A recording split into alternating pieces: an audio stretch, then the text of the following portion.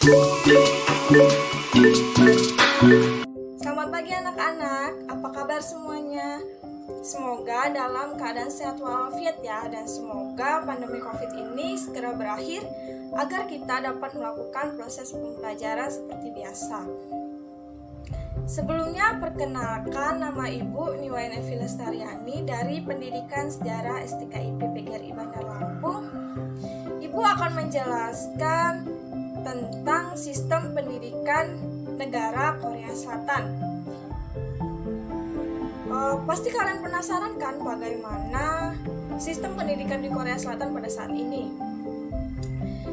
Seperti yang kita ketahui, di mana pada masa pandemi COVID ini tidak hanya negara Indonesia saja yang terdampak oleh pandemi COVID ini, bahkan negara-negara di luar dan bahkan negara-negara di seluruh dunia terdampak adanya pandemi COVID ini. Salah satu yang terdampak yaitu sistem pendidikan, di mana yang Ibu jelaskan salah satunya yaitu sistem pendidikan di Korea Selatan. Sebelum Ibu menjelaskan tentang sistem pendidikan di Korea Selatan, Ibu akan menjelaskan sedikit tentang profil singkat negara Korea Selatan. Negara Korea Selatan terletak di Asia Timur, di mana tepatnya mencakup selatan semenanjung Korea. Korea Utara merupakan negara satu-satunya negara yang berbatasan langsung dengan Korea Selatan. Bahkan Korea Selatan terkenal akan keindahan alam, seni budaya, dan K-popnya. Selain itu, Korea Selatan memiliki perkembangan perekonomian yang sangat pesat. Selanjutnya, Ibu akan menjelaskan sistem pendidikan di Korea Selatan, di mana bagi warga negara Korea memiliki gelar akademik akan mengangkat status sosial mereka, di mana sistem pendidikan di Korea Selatan tidak jauh berbeda dengan sistem pendidikan di Indonesia. Sistem pendidikan yang pertama yaitu literasi, di mana sistem pendidikan di Korea Selatan dianggap terbaik karena tingkat literasinya berhasil mencapai 100% dalam hal tes analisis dan berpikir kritis. Bagaimana bisa? Karena di Korea Selatan guru dijunjung tinggi dan dihormati. Saking dihormatinya guru dianggap sebagai pahlawan yang dipatuhi layaknya orang tua mereka sendiri. Kemudian tunjangan atau gaji yang diberikan Korea Selatan kepada guru sangat tinggi, sesuai dengan tanggung jawab yang mereka emban.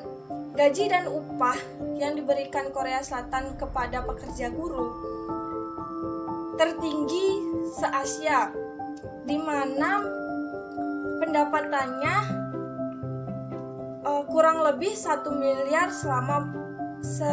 selama setahun. Sistem pendidikan Korea Selatan yang kedua yaitu internet 5GB dan berbagai akses wifi anti lemot-lemot klub, di mana Korea Selatan adalah salah satu negara yang memiliki akses internet yang sangat cepat. Bahkan saat membuka laman internet tidak butuh waktu lama, bahkan berjam-jam. Sekiranya hitungan kurang dari 5 detik saja, laman internet tersebut akan terbuka. Dengan kecepatan itu juga, siswa di Korea Selatan menggunakan akses internet itu dengan bermain game, belajar, dan mengunduh file besar secara cepat. Hampir di berbagai sekolah di Korea Selatan dipasangi akses internet, sehingga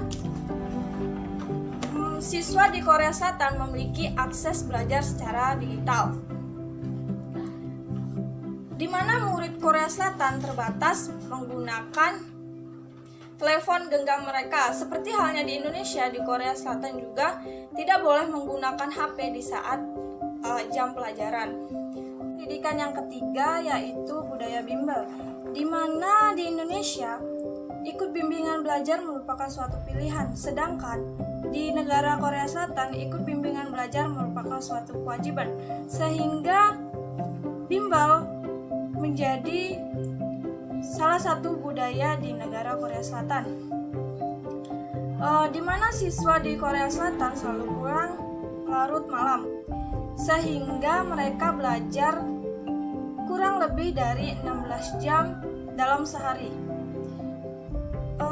Jam belajar mereka pun sangat variatif, ada yang cepat, ada pula yang lambat, dan untuk harga yang dikeluarkan untuk ikut bimbingan belajar ini pun tidak main-main.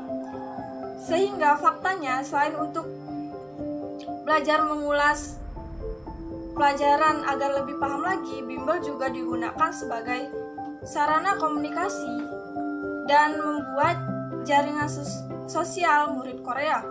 Lalu sistem pendidikan di Korea Selatan yang keempat yaitu penjurusan minat dan bakat sejak dini, di mana kita sering ketahui atau mendengar sejak kecil juga di Korea Selatan ini banyak idol yang kecil-kecil. Walaupun pendidikan sekolah dan dengan iptek itu penting, Korea Selatan faktanya memiliki cara tersendiri untuk meningkatkan kemampuan pemuda dalam penjurusan minat dan bakat, di mana sistem pendidikan di Korea Selatan sangat bagus karena ditunjang oleh fasilitas yang memadai.